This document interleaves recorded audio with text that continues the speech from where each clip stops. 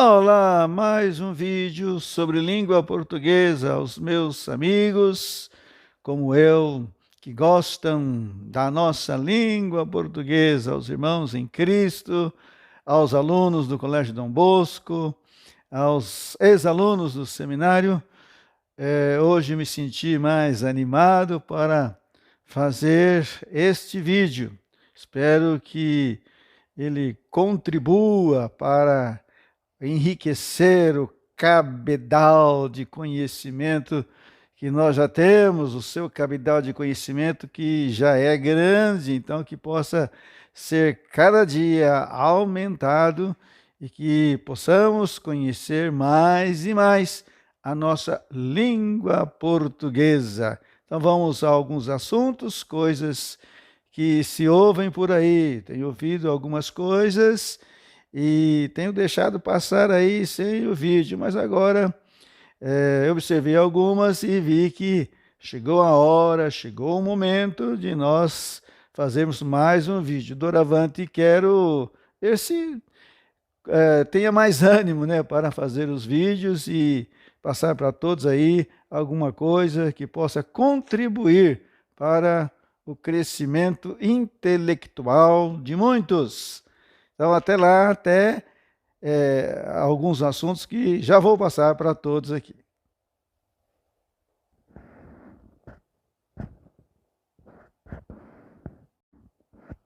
Então, vamos para o que nós falamos, coisas que ouvimos por aí.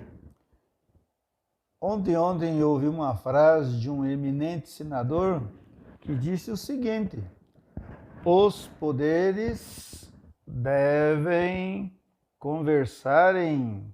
Veja como a frase ficou esquisita. Nós temos aqui uma locução verbal, verbo auxiliar é o verbo devem, na terceira pessoa, concordando com o sujeito, os poderes. Bom, se esse primeiro verbo, verbo auxiliar, na locução verbal, está flexionado, nós não devemos flexionar o infinitivo seguinte. Não devemos, a recomendação da nossa língua culta diz que flexionamos o primeiro verbo, no caso o verbo dever aqui na terceira pessoa devem, e o outro verbo fica no infinitivo sem flexão, ele é impessoal, devem conversar. Então, a oração, a forma correta que o eminente senador deveria ter pronunciado seria assim: os poderes devem conversar e não conversarem. Os poderes devem conversar. Então temos que tomar cuidado quando nós tivermos aqui uma locução verbal, o verbo no infinitivo. Nas locuções verbais aí, com o verbo auxiliar, o verbo seguinte fica sem flexão. Os poderes devem conversar e não os poderes devem conversarem. O senador deve ter mais cuidado ao pronunciar a sua fala aí, ao fazer o seu discurso, fazer uma fala aí, dar uma entrevista. Vamos para uma outra frase, nós temos aqui: a vida de todos os imigrantes corriam perigo. Nós temos aqui a questão da concordância verbal, um erro de concordância verbal. Nós temos aqui o sujeito, a vida de todos os imigrantes.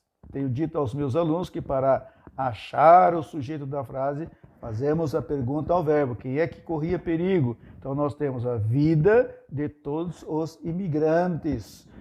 Corriam perigo, conforme está a frase aqui.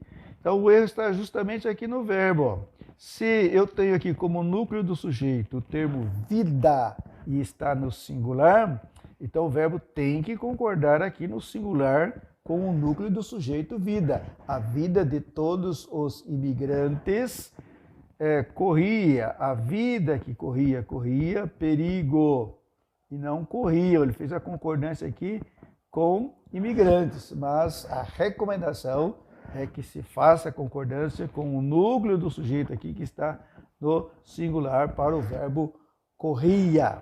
Tomar cuidado aqui na concordância verbal.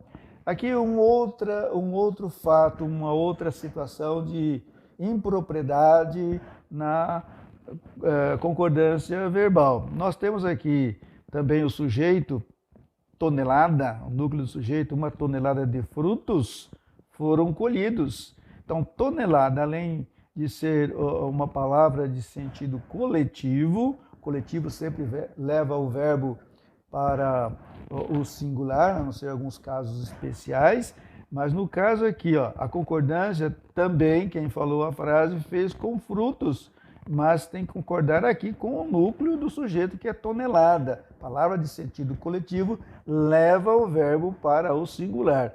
Aliás, o verbo tem que concordar com o sujeito. É assim a concordância verbal. O verbo concorda com o sujeito em número e pessoa. Então a frase, de forma correta, ficaria assim: 1 tonelada de frutos foi colhida.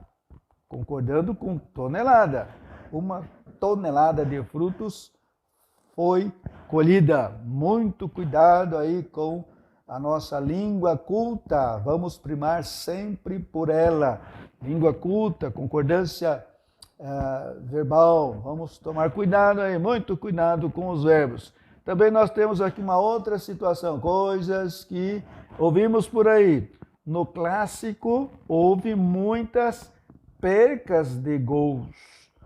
Perderam muitos gols, mas se lá os jogadores não conhecem na minha a língua portuguesa, a norma culta, muitos vão falar assim, houve muitas percas. Só que é um erro aqui, houve muitas perdas de gol.